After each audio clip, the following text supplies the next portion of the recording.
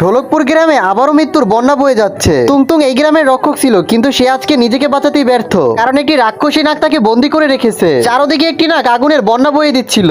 মানুষরা তার নিজেদের জীবন বাঁচানোর জন্য এদিক ওদিক দৌড়াদৌড়ি করতেছিল। অন্যদিকে গ্রামের মানুষদের কথা শুনে মহারাজ রাষ্ট্র তার সেনাপতি নিয়ে রওনা হয়। মহারাজ রাষ্ট্রের সাথে যে সেনাপতি ছিল তারাও সেই নাগটাকে আঘাত করতে থাকে, কিন্তু তাতে নাগের কোনো ক্ষতি হচ্ছিল না। সেনাপতিরা অনেক চেষ্টা করে সেই নাগটাকে মারার জন্য, কিন্তু তারা কোনোভাবেই সফল হচ্ছিল না। হঠাৎ করে নাগটি সবাইকে একসাথে একটি বাড়ি মারে। সঙ্গে সঙ্গে রাষ্ট্রের সকল সেনাপতি ওইখান থেকে উড়ে যায়। মহারাজ রাইস্টার বুঝতে পারছে এটা কোনো সাধারণ নাগ না। রাইস্টার নাগটির কাছে গিয়ে বলে, কে তুমি আর তোমার পরিচয় কি আমাকে তাড়াতাড়ি বলো। আমাদের ঢোলকপুর একটি শান্তিপূর্ণ গ্রাম, তুমি এখানে কেন এরকমের আঘাত করতেছো? তখন নাগটি একটি রাক্ষসের রূপ ধারণ করে। কি বলে তুমি? এইটি শান্তিপূর্ণ গ্রাম? তাহলে তো তুমি জানোই না, আজ থেকে 125 বছর আগের কথা। এই গ্রামে একটি ছেলে ছিল যার নাম ছিল রিফা। তার নামে গ্রামের লোকেরা মিলে একটি চুরির বদনাম দেয় আর তাকে এই শুকনো গাছের সাথে ঝুলিয়ে মেরে ফেলে। তখনই এই গ্রামে সাব্বির নামে একটি সাধু বাবা আসে। সাধু বাবা যখন রিফাতের লাশটি দেখতে পায় তখন সে একটি কলসি নিয়ে আসে আর রিফাতের গায়ে থেকে যে ব্লাড বেরোচ্ছিল সেটা একটি কলসির ভিতরে জমা করে। তারপরে রাত্রবেলা একটা কবর খনন করে আর সেইখান থেকে একটি কঙ্কাল বের করে নিয়ে আসে এবং সেই কঙ্কালের উপরে একটি সাপ দিয়ে তার উপরে রিফাতের রক্তটা ঢালা শুরু করে আর সে কালো জাদুর মন্ত্র পড়তেছিল।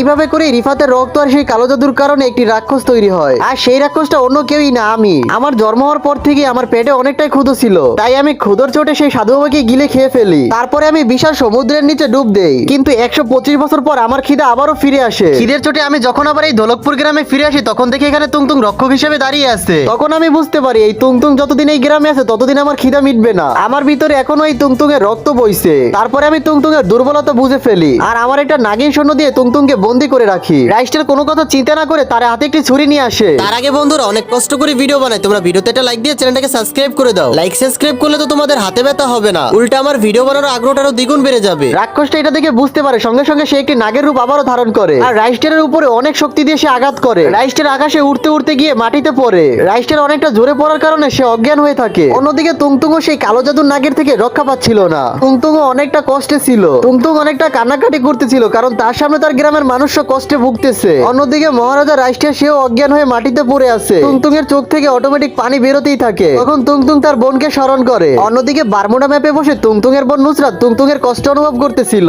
নুসরাত কি পারবে ঢোলকপুর গ্রামে এসে তুংতুংকে বাঁচাতে আর এই গ্রামের মানুষদেরকে এই রাক্ষসের হাত থেকে রক্ষা করতে? বন্ধুরা, তোমরা যদি এই ভিডিওটির পার্ট 2 দেখতে চাও তাহলে নিচের এই ভিডিওতে 300 লাইক আর 100 কমেন্ট কমপ্লিট করে দাও। তোমরা যত তাড়াতাড়ি কমপ্লিট করবে তত তাড়াতাড়ি আমি তোমাদের জন্য পার্ট 2 নিয়ে আসবো।